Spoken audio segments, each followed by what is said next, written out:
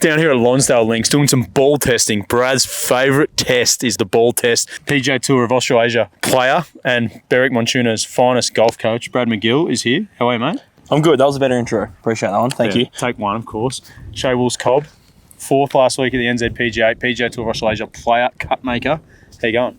I'm very well, thank you. Thanks for having me out here. So the reason we have these PGA professionals down here is to give you guys some honest feedback, some unbiased feedback as to these balls. We've got a few balls here. So Shrixon Q-Star, our Mizuno RB566, our Duo Soft from Wilson. Very, very findable ball, that one. The Callaway Chrome Tour, yellow ball for the old boys. The TP5 from TaylorMade. The AVX, a very underrated golf ball from Titleist. The Bridgestone E12 and the Callaway ER Soft. So what these boys are going to do now, they're going to hit some wedges from off the green, see which one feels good, spin rate. You've used the same ball for a long time.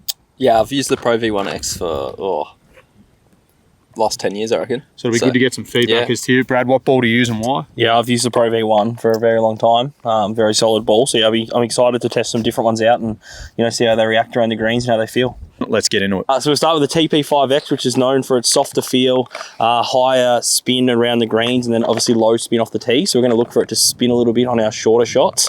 And then we'll go into our Callaway Chrome Tour X, which is supposed to still provide some spin, but provide that firmer, clickier sort of feel.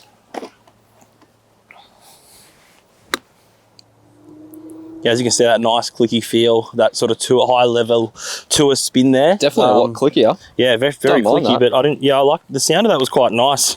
It's sort of like I guess Callaway's answer to a Pro V1X. Is that sort of how it felt to you? 100%. Very similar. See if I can get inside, that's probably just as important. Yeah, I like that. I like that firm feel. And yeah, pretty good spin as well. Very solid golf ball to start. Yeah, I like that. I don't mind that at all. I'll keep going. We'll move into the TP5. So this one obviously is going to provide a little bit less clickier feel, but should hopefully provide a same level of spin. Hopefully I don't fat it like I just fatted that practice swing. You can hear the noises a bit different. Flight was a little bit higher. Noise. Probably more the ability of the player while I didn't spin as much, but definitely a slightly higher flight, a little bit sort of different noise, that's for sure. Obviously, Shae's a bit more consistent compared to me, so we'll see what he can provide. Yeah, very nice. Obviously, as to that if you're looking for that sort of softer feel, obviously you'll find it more in the putter, but for a tour ball, that TaylorMade definitely provides a softer feel compared to the clickier, firmer feel that the Chrome Tour X has got. Definitely feel a lot softer off the face than and then in terms of spin-wise, the Callaway definitely sort of... Callaway spun a lot more. Yeah, I was very impressed with the Chrome Tour X out of the tour balls. All right, guys, so now we'll move into our soft feel balls.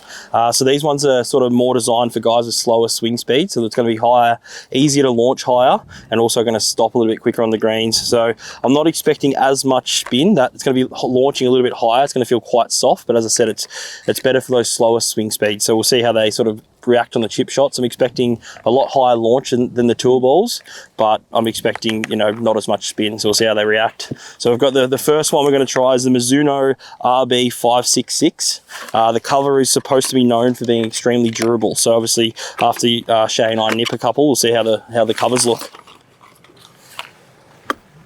Yeah, you can see that there. It's almost launched probably twice as high as the tour balls that we tried out first, but obviously not everyone can sort of generate speed, generate spin. You've got to have sort of a certain amount of speed and strike the ball quite well. So that's why these balls are very, very handy, because without the speed and without the sort of consistency of strike, you can still sort of stop the ball with height rather than spin. Like that one there, obviously I haven't struck that too well, but it's sort of flown that little bit higher and released out. So as I said, you're sort of looking to stop it with height more than spin. But no, definitely, for a certain type of golfer, this ball can be very handy. Now we're going to try the Duo Soft, another very interesting These colour. two should be pretty similar. They should be. Yeah, hear that noise. That noise is so different, and so that flight's so much higher. So much easier to lift in the air.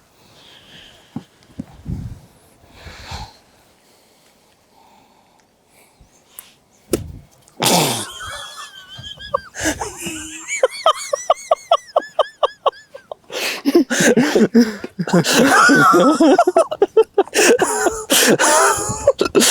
can see see there was a lot of flight on that one. All I was seeing was green when I was looking down. We'll try again, take 2. Oh, gee, I've knifed it.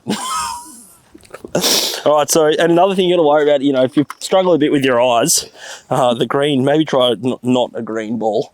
All right, so, you know what they say, 3rd time's a charm. Well, that's horrendous as well.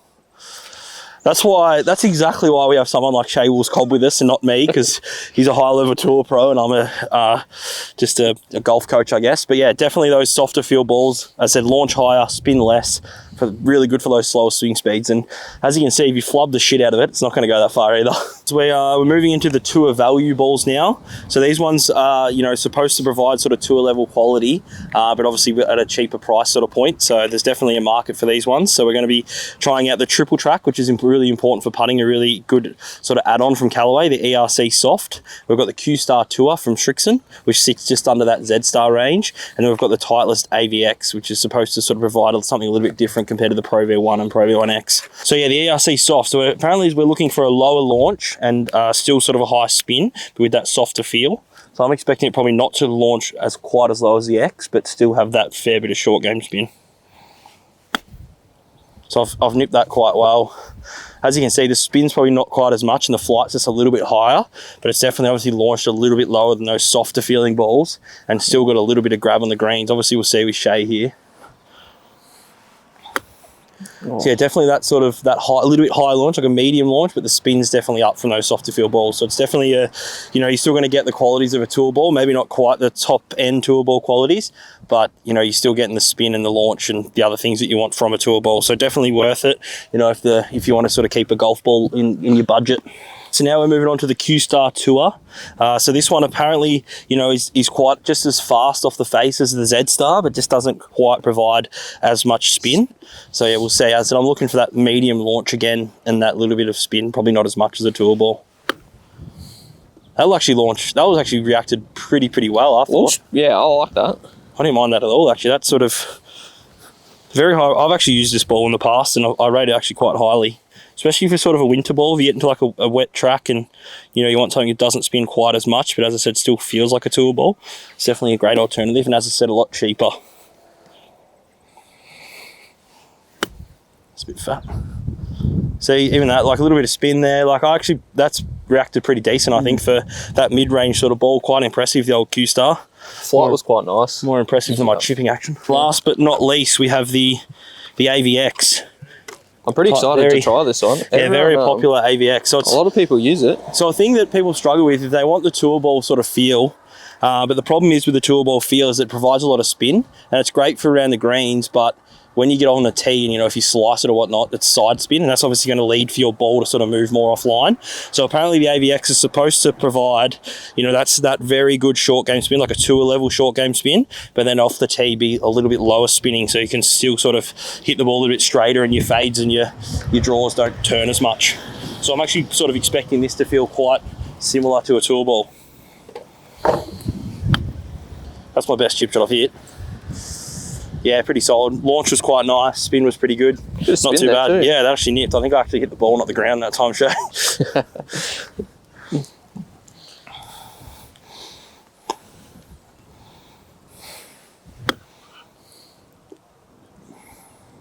Yeah, sure. Yeah, so there you go. Like those tour value balls, there definitely is some value in them.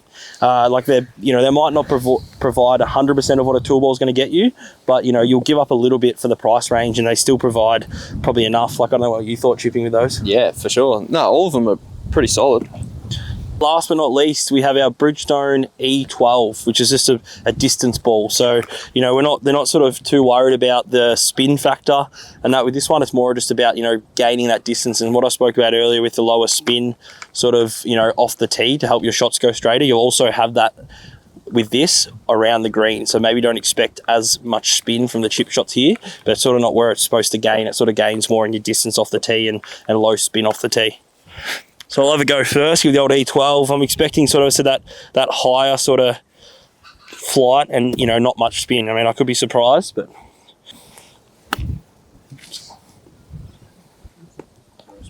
Yeah, there you can see not a whole lot of spin there. Yeah, I feel like this is going to be harder to get a reaction out of. Yeah, it felt quite nice in the face, though. I'm not going to lie, the feel was pretty decent.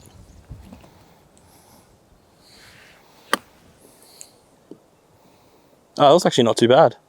Boom! There we go.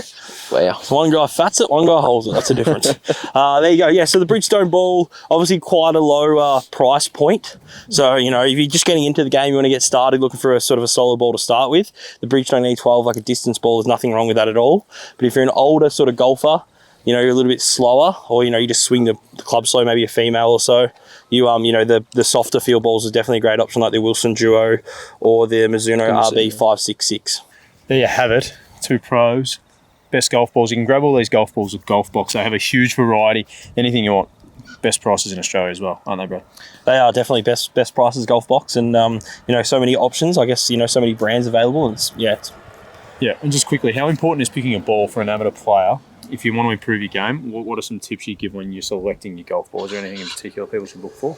I think number one for me, like before selecting your golf ball, whatever you pick, I think you should just pick one ball and stick with it. And then if you're going to change golf balls, change for good. Because the thing that I find a lot of amateurs do is they change golf balls, like, you know, mid-round, and they provide very different feels sort of, you know, around the greens and when you're putting. So obviously trying to, you know, control your distance when you're putting is quite important to sort of have the similar feel off your putter with the same ball. So I'd say that's important, is using one ball and one ball only. 100%. I mean, Brad's on the money there. Yeah, I think definitely changing balls. You see a lot of people just keep changing all the time, and it's just does more harm than good, really. There you have it. 2 of the biggest dogs in Australian golf, giving you some advice for free. Make sure you check out golfbox.com.au to get your balls cleaned. Balls cleaned. Jesus Christ.